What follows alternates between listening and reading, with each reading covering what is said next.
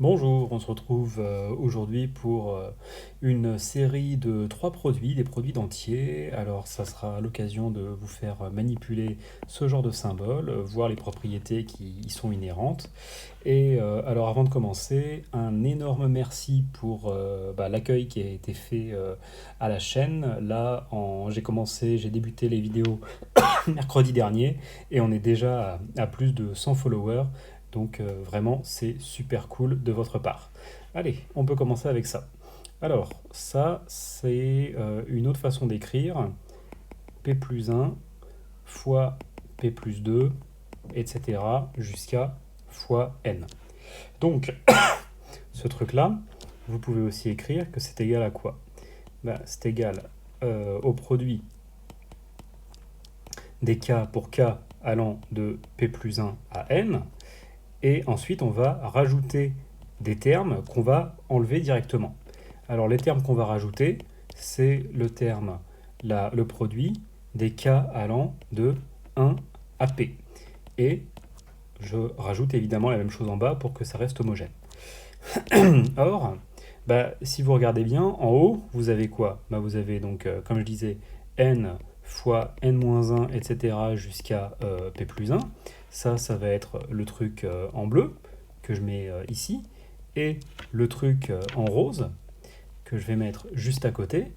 Et bien, si vous le réécrivez, c'est rien d'autre que p fois p-1, etc. jusqu'à 1. Donc en fait, au numérateur, vous reconnaissez quoi? Vous reconnaissez tout simplement n factoriel. Et en bas, vous avez quoi? Ça c'est juste p-1, enfin le truc en rose quoi, fois 1. Donc en fait, en bas, vous reconnaissez p factoriel. Donc voilà pour le premier calcul. Ensuite, le deuxième calcul, ça c'est donc 2 fois 4 fois 6, etc. jusqu'à fois, donc l'avant-dernier terme ce sera 2 fois n-1 fois 2n.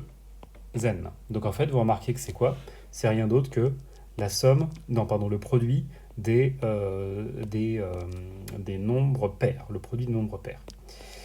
Donc on va pouvoir écrire que le produit des nombres pairs,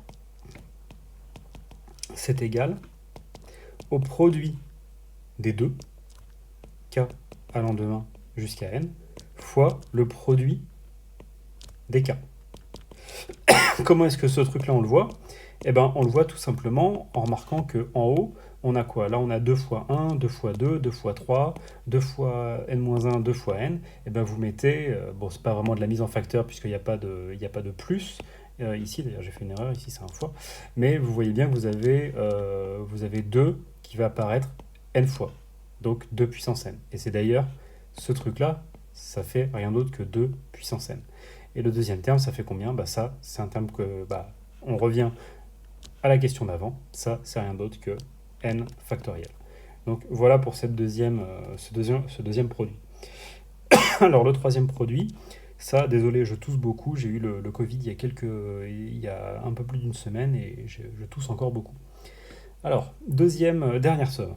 Ça, c'est 1 fois 3 fois 5, etc. Et le dernier terme, ce sera 2 facteurs de n-1 plus 1, c'est-à-dire, déjà, je vais le mettre entre crochets, et ça nous fait 2n-1. Voilà, c'est 2n-1. Ça, c'est le produit de nombres impairs. Après, le produit des nombres pairs, on s'y attendait un peu à ce que ce soit le produit des nombres impairs. Donc ça, vous pouvez le réécrire. Comme dans la première méthode, on va ajouter des termes qu'on va enlever. Donc, on va écrire que ça, c'est le produit pour k allant de 0 à n-1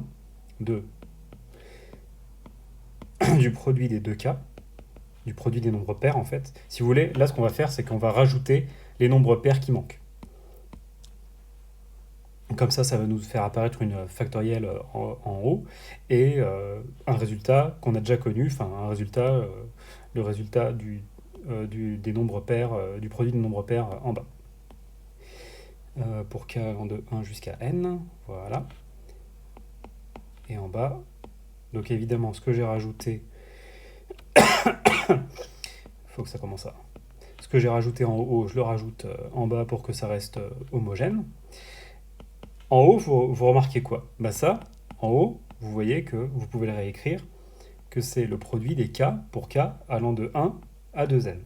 Et en bas, bah vous avez le produit des nombres pairs. Donc le produit de nombres pairs, on a dit que ça faisait 2n sur 2n fois n factoriel. Donc en fait, et en haut, bah ça vous fait rien d'autre que quoi? Que 2n fois 2n-1 fois 2n-2, etc. jusqu'à 1.